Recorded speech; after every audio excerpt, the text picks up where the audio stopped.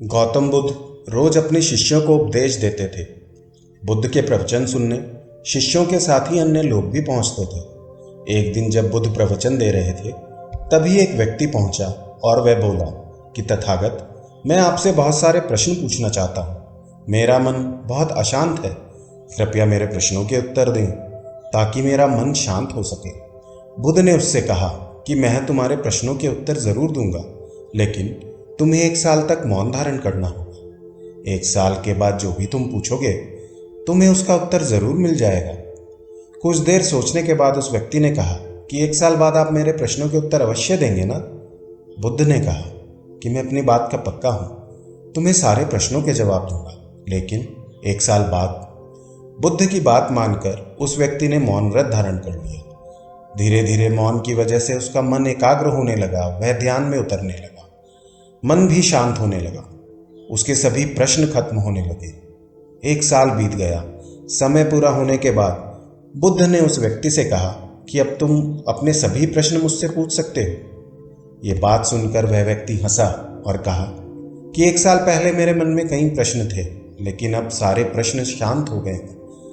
अब मेरे पास आपसे पूछने के लिए कोई प्रश्न नहीं है। बुद्ध ने उस व्यक्ति से कहा कि जब तक हमारा मन शांत नहीं है, मन में ढेरों प्रश्न उठते रहते हैं। उसकी परेशानियां बनी रहती हैं। अज्ञान और भ्रम की वजह से हमारा मन प्रश्नों के उत्तर तक पहुंच ही नहीं पाता है। कुछ समय मौन धारण करके हम हालातों को समझेंगे तो सारे प्रश्नों के उत्तर स्वतः ही मिलने लगते हैं। मन शांत हो जाता है तो सभी प्रश्न भी खत्म हो जाते हैं। सारी चीजें हम आसानी से समझने लगते हैं और जीवन में सुख शांति मिल जाती है।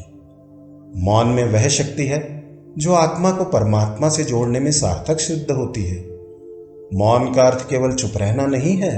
मौन एक गहरी साधना है जिसके माध्यम से मनुष्य अपने भीतर की परतों को हटाकर अपने वास्तविक स्वरूप का परिचय प्राप्त करता है। मौन अपने भीतर के सौंदर्य और गहराई को निहारने की एक अनूठी प्रक्रिया है। वाणी ही एक ऐसा माध्यम है जिससे मनुष्य अपने आप को संसार से योग करके रखता है।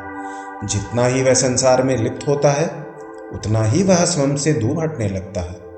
ज्यों ही हम वाणी को विराम देते हैं, आहिस्ता आहिस्ता अपने ही समीप पहुंचने लगते हैं और अपनी पहचान प्राप्त करते हैं। मौन में वह शक्ति है जो प्राणों की ऊर्जा के अपव्यय का समापन करती है। मनुष्य अपनी प्रचंड ऊर्जा को अनलगर बोलकर शब्दों के माध्यम से ह्रास कराता है। इसी ऊर्जा को मौन धारण करके एकत्रित किया जा सकता है। हमारे मन में हर पल विचारों का मेला लगा रहता है। हर क्षण एक नए विचार का उदय होता है। ऐसी स्थिति में मौन का पूरा लाभ नहीं लिया जा सकता। बाहर के साथ साथ अंदर से मौन रहना कहीं अधिक आवश्यक है। मौन वास्तव में वह संजीवनी शक्ति है जिससे व्यक्ति के प्राणों की ऊर्जा का पुनः विकास एवं उत्थान होता है। मौन के निरंतर अभ्यास से वाणी पवित्र होने लगती है और उसमें सत्यता जागृत होती है। ऐसा व्यक्ति वाणी से जो भी बोलता है वह सच होने लगता है। उसके व्यक्तित्व में गंभीरता आने लगती है और मन एकाग्रता की ओर बढ़ता है।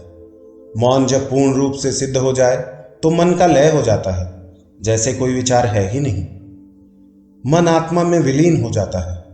मौन शांति का संदेश है। यह स्वयं को ईश्वर से जोड़ने का सबसे सरल उपाय है।